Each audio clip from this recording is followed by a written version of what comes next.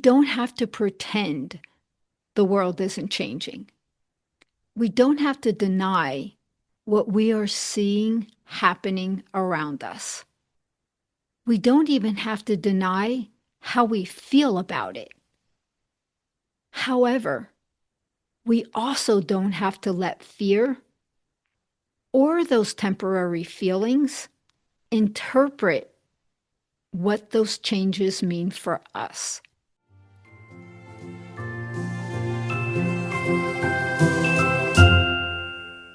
Hello, my friends. Come on in. It's always great to spend time with you. If you're a steady listener, welcome back. And if this is your first time joining me, I'm especially glad you found your way here.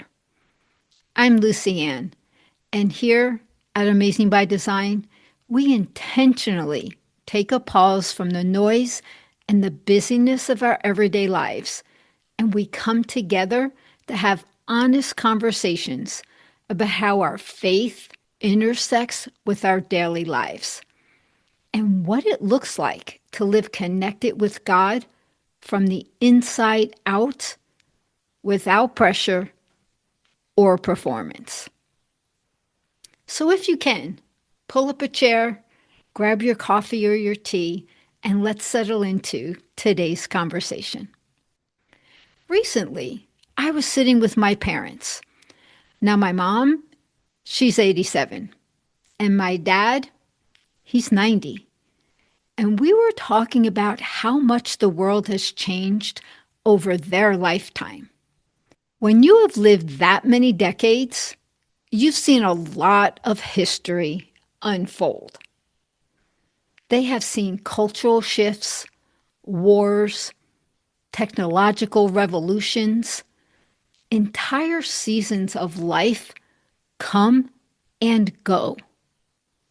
At one point, while we were talking, my dad said something that really stood out to me. He said this: "Mama and me, we've lived a great life. I'm concerned for my grandchildren and my great-grandchildren because they will never know the America we once knew." And then my mom added this. She said, "They always say change is in the name of progress, but is what they call progress always good?" Whenever I have conversations like this with my parents, I always listen intently because there's so much wisdom that they share. And as I listened to them during this particular conversation, I could feel the weight of what they were expressing. They were genuinely concerned. And I get it, because in so many ways, they're right. Things have changed. The world we live in today is not the same world that they grew up in. It's also not the same world I grew up in. And maybe you've had moments like that too. Moments where you look around and you realize things just aren't the same as they once were. But as I sat there talking with my parents, our conversation gently shifted towards something deeper. Because while the facts are, the world around us has changed, something far more important has not. God hasn't changed. His character hasn't changed, and his promises haven't changed. And that realization, it led me to a question that I've been pondering ever since. So I wanted to bring it to our conversation today. What happens when the world changes and God doesn't? When the world shifts around us, it can become easy for us to begin to feel unsettled. We see the changes in culture. We see the uncertainty in different areas of life, not to mention the tone of the conversations these days, both in person, in the news, and throughout social media. And sometimes, without even realizing it, we begin looking to the world to give us the reassurance that our hearts are actually longing for. But that reassurance, the ones our souls are searching for, was never meant to come from the world. It was always meant to come from God. And here's something that's become even clearer to me over time. Facts and truth. They're not always the same thing. Let me explain what I mean. Facts. They describe what is happening around us in any particular moment. Facts, they can tell us what has changed. The facts, they can tell us what circumstances look like right now. But truth comes from something far more stable. Truth comes from the unchanging character of God. And because God doesn't change, the truth that flows from Him, that doesn't change either. Scripture reminds us that there's coming a day when there will be no more death, no more mourning, no more crying, and no more pain. And I reminded my parents of this during our conversation that day. Those promises, they're not tied to the condition of the world. They rest on God's character. One of the things that I've noticed during seasons when the world feels unsettled, it's how quickly fear tries to step in and interpret what's happening. The facts may simply be that something has changed. A circumstance has shifted. Something in the world, well, it feels uncertain. That may be the facts. But very quickly, our minds begin assigning a meaning to those facts. And often, that meaning is shaped by fear. Fear, it starts telling a story about what those changes must mean, about what the future might look like, about whether things will be okay or not. And sometimes, fear rises up in the smallest things. You read a headline, you hear a conversation, or you see something online. And suddenly, your mind begins racing ahead into all the possible outcomes. And before you realize it, fear is telling you a story about your future. I see this time and time again with the women I coach. When they begin to feel anxious about what's happening around them, I often ask a very simple question. What are you making this mean? Because that question, it reveals something very important.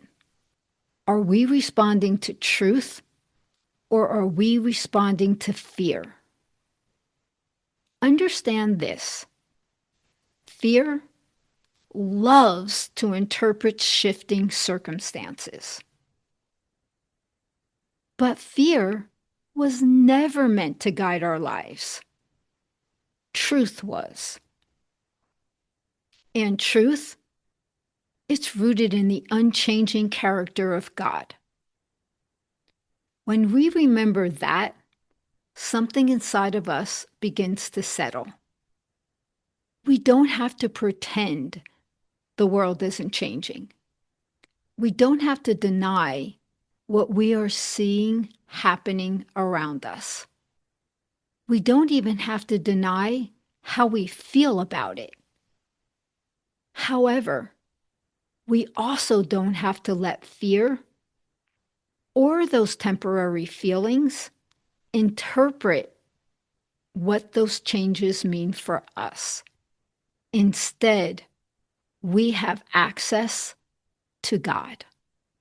We can choose to anchor ourselves again in who He is, in His promises, and in the future He has prepared for us since the beginning of time. And when you and I live from that place, things shift within. And the cool thing is this, that people around us start to take notice. They notice when we aren't reacting in fear. They take notice when we carry a steadiness regardless of our circumstances. And in those moments, our lives quietly but impactfully begin pointing people back to the God who never changes.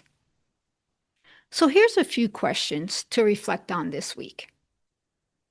When you see the world shifting around you, what story are you allowing those changes to tell you?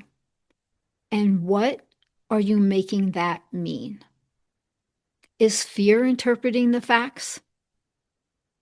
Or are you anchoring yourself in the unchanging character of God? And here's one more question worth holding this week. Who in your life might need to be reminded that God remains steady even when the world shifts? As we get ready to bring this conversation to an end, let's keep this in mind. The world may continue to shift around us. Nations change, cultures change, seasons of history, they come and they go. But the foundation of our lives has never been the world. It has always been God. And when everything around us shifts, God, He remains the same. And maybe that's the reassurance my parents and all of us really need to remember. It may be fact that the world, that the next generation, our children, and our grandchildren grow up in may not look the same as the one we once knew. But the God who walks with them, He isn't surprised by it. And He has never changed. And that kind of steadiness is something that we keep learning together here. If you'd like to keep having these conversations like this, you're always welcome to join me here each week. We gather in this space to slow things down, to listen beneath the noise, to breathe deeply, and to keep learning how to live from who we truly are. There's also a link in the show notes if you'd like to schedule a call with me to explore this work more deeply. For now, take this with you as you go.